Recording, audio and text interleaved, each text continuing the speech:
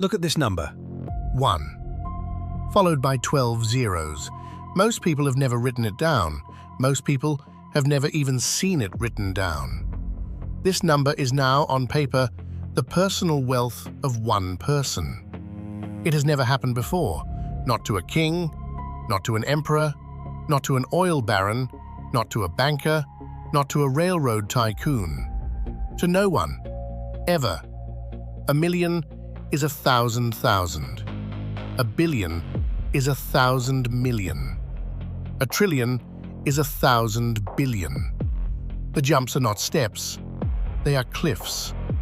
If you spent $1 every second of every day, it would take you 11 days to spend 1,000,000, 31 years to spend 1,000,000,000, 31,000 years to spend 1,000,000,000,000.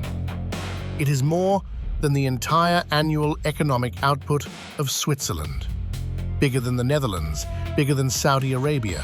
One person, larger than nations. His name is Elon Musk. He was born in Pretoria, South Africa in 1971. He is 54 years old, and this is the story of how, on paper, he became the first. Pretoria, 1971. A white middle-class neighborhood under apartheid.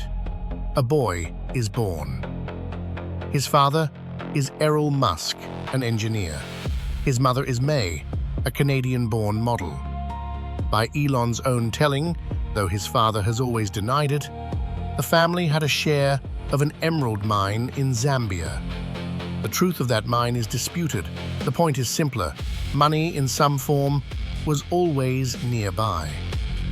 He was a strange child, bullied. He hid in books. By 12, he had taught himself to code. He wrote a small video game called Blastar, sold it to a magazine for $500. At 17, he left South Africa to avoid military conscription. He flew to Canada on his mother's passport. He never went back to live. Queen's University in Canada, then the University of Pennsylvania, then Stanford on a physics scholarship.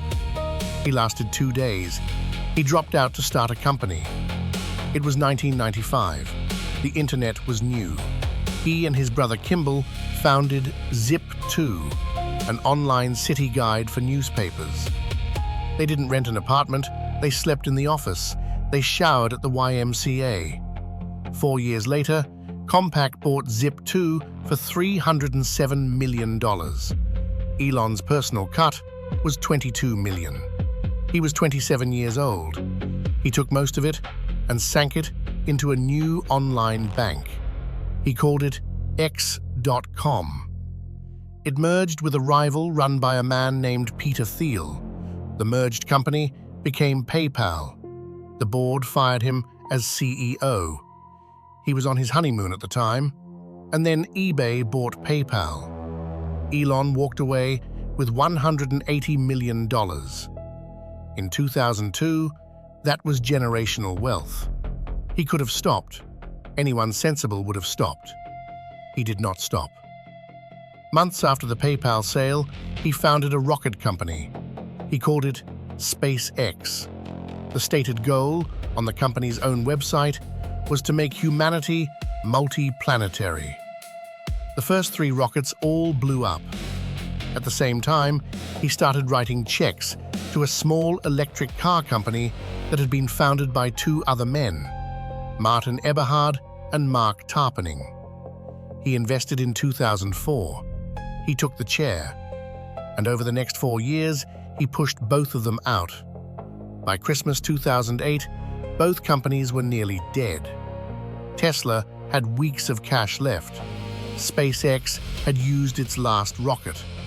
Elon was personally borrowing money from friends to make rent. Both of his companies were about to die in the same month. And then, in the same week of December 2008, the 4th SpaceX rocket reached orbit. NASA awarded a $1.6 billion contract. The U.S. Department of Energy approved a $465 million loan to Tesla. He survived, barely.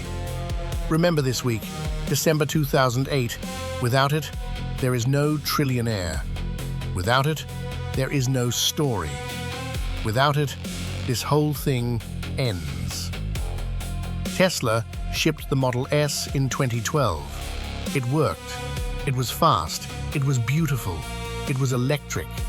Reviewers compared it to the iPhone. The stock began to climb. Over the next 8 years, the stock price multiplied by 100. Tesla became the most valuable car company on Earth, worth more than Toyota, Volkswagen, and Ford combined. And somewhere in that decade, something strange happened. The man and the brand fused. The stock price moved on his tweets. The company's valuation began to make no conventional sense. It made one specific kind of sense. The kind that has nothing to do with cars. The kind that has to do with belief. Tesla had become something new. Not really a car company, not really a tech company, a bet on one person, scaling forever. In 2018, the Tesla board offered Elon a deal unlike anything in corporate history. No salary, no cash bonus, just stock options. But only if Tesla hit 12 specific, wildly ambitious milestones. Most analysts thought he would hit 3, maybe 4. He hit all 12. The package was worth $55 billion. The largest single compensation award ever granted to a single human being. It was the engine that built the bulk of his fortune. And then, in 2024, a Delaware judge voided the entire package. She called it, in her ruling, an unfathomable sum. Approved, in her words, by a board that was not actually independent. Elon's response was to move Tesla's legal home from Delaware to Texas. And then, in 2026, the Tesla board came back with a new performance package. This one potentially worth $1 trillion. To unlock the full trillion, a Tesla market cap of $8.5 trillion. 20 million vehicles delivered, 1 million robotaxis on the road, 1 million humanoid robots in homes and factories. In November 2025, Tesla shareholders met to vote on the package. Some of the big institutional investors objected. Some of the pension funds voted against.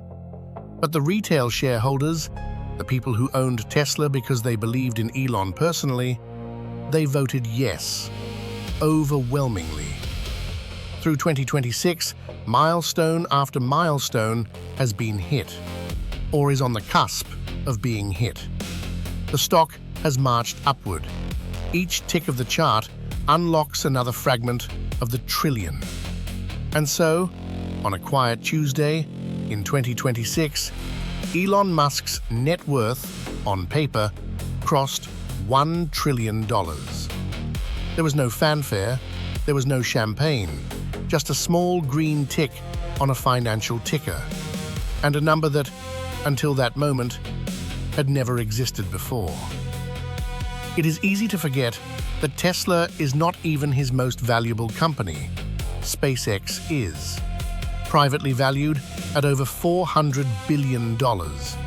Roughly 4 out of every 5 rockets that left this planet last year were a Falcon.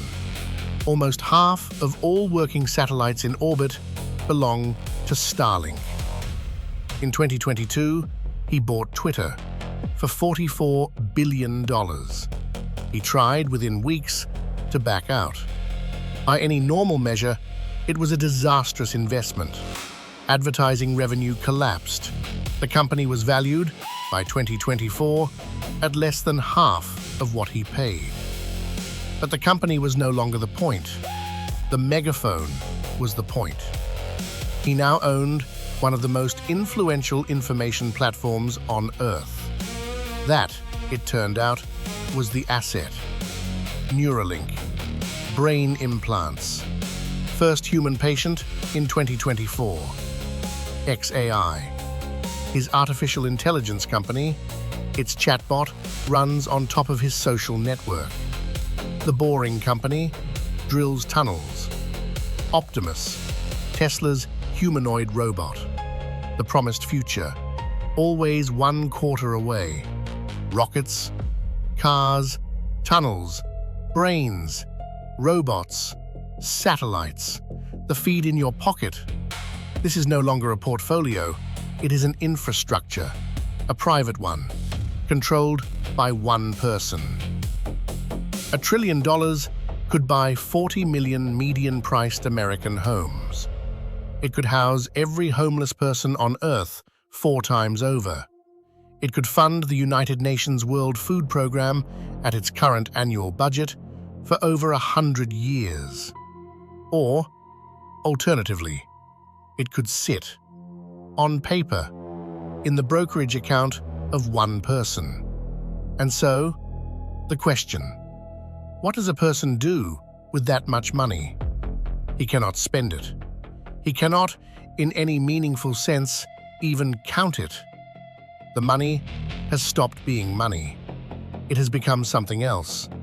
It has become influence, the ability to launch satellites that connect or disconnect a war zone, to buy and reshape the platform on which 1 billion people argue, to fund political campaigns, to found cities, to perhaps one day found colonies on another planet.